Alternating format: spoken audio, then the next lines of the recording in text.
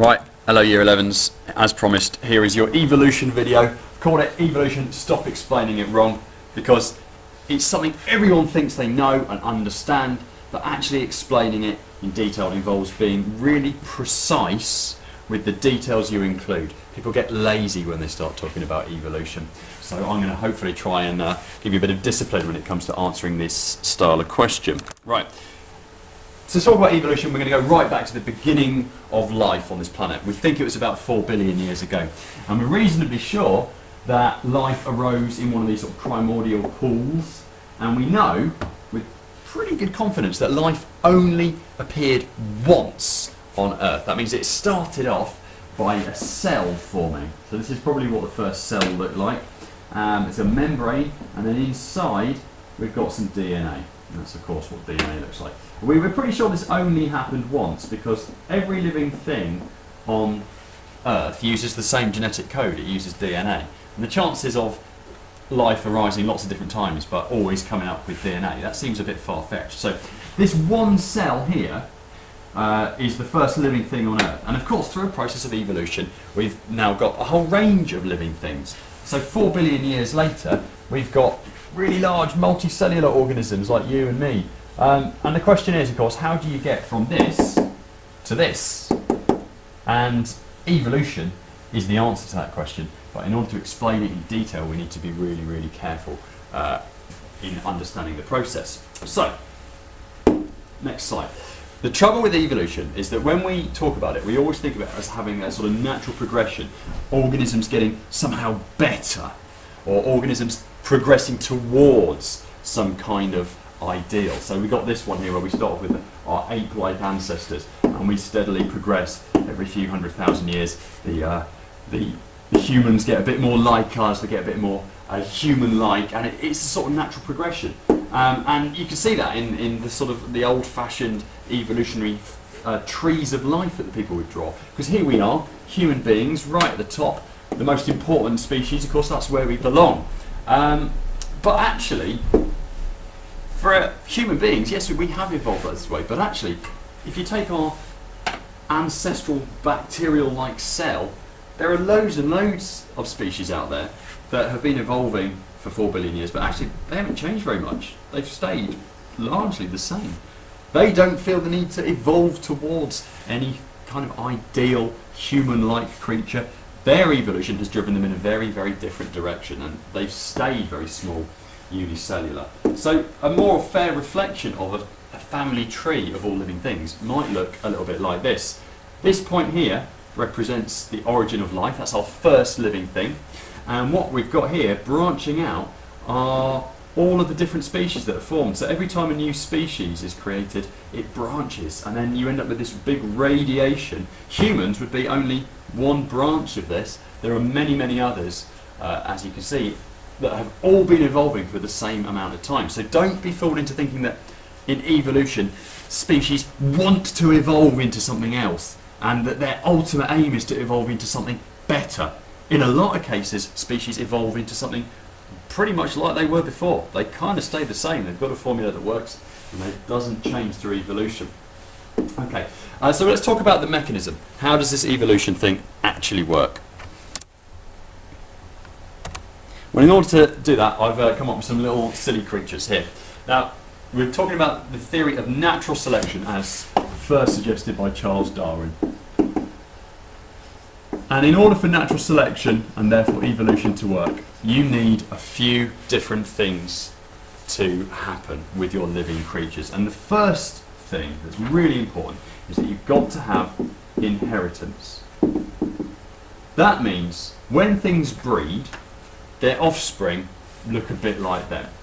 Now we take that for granted, but if that weren't the case, evolution couldn't happen. So here are our funny purple creatures, and when they breed, surprise, surprise, the offspring look a little bit like them. Now if we left it at that, living things breed and produce exact copies of themselves, then we'd still be at the bacteria stage. We wouldn't have moved on from that first living cell. But fortunately, in evolution, something else happens, and that is mutation. Now we think of mutation as a bad thing because mutant sounds sounds negative, but actually mutation is absolutely essential for evolution. What mutation is a small change in the instructions, a change in the DNA that means the organism is going to be somehow different. So to think of it this way, we're going to have a mutation in our funny purple creature here. Okay, it's not going to produce offspring that are identical copies anymore. This is now mutated so that when it produces offspring, we've got lots of different colours. So some of these ones here, these are all mutant freak offspring. That's a mutant freak offspring, that's a mutant freak, okay? And there's now variation. So what we've gone for in our natural selection, we've got inheritance sorted, because all of these creatures look a little bit like their parents. Now we've got a mutation that has led to variation. Now, looking at this green field here, and we've got a bit of variation with our imaginary creatures, it's pretty obvious. Some of them are going to be better at surviving than others. If you look around, the purple ones, they stick out like a sore thumb, so predators are going to find it really easy to eat them. Likewise with the red ones, these guys are going to get eaten. Blue one, probably not going to be so happy either, and there's one more purple one there. So these ones are all going to end up horribly eaten by predators. They will not survive as well. The green ones, well, they're a little bit harder to spot. So these guys might very well survive into the next generation. This is the natural selection part. So what we've had happen here is that a new gene arose, and we'll call it the green gene. This new gene suddenly appeared. That form of variation then meant that some of the organisms would survive better. And through natural selection, we've ended up with a change in the species, or if you like, it has evolved. Now, where people go wrong is they imagine these little purple creatures living on their thing, and they think, oh, these guys must be thinking, oh, I wish I was green, I need to turn green in order to survive. And they just choose to evolve that way. Of course, it doesn't happen that way.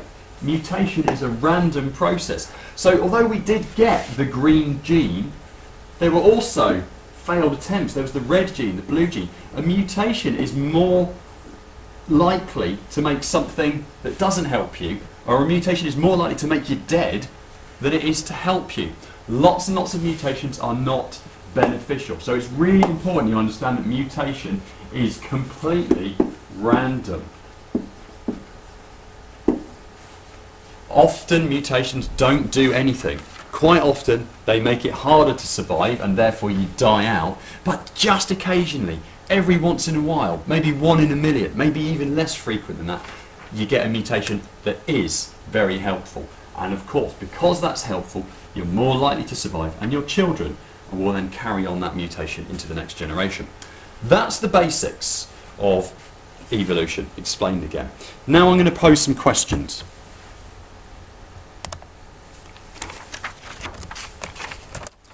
And we've got 3 questions here, and they have increasing difficulty as you go this way. These ones are hard. Okay. What I would like you to do by the next lesson is I would like you to do a bit of research on these questions, and I would like you to come up with an answer to it. So you may be thinking about question 1, 2 or 3. You don't have to do all 3. I want you to think about 1 only, and I want you to think about it in detail. I'm now going to talk a little bit about each one. So obviously if you're doing question number 1, once I've talked about that, you can switch off and you can start doing your own research. Okay. Question number 1. Sickle cell anemia is a disease. It's caused by a single gene. Given that the survival of the fittest should eliminate all faulty genes, why is there still sickle cell anemia in the world?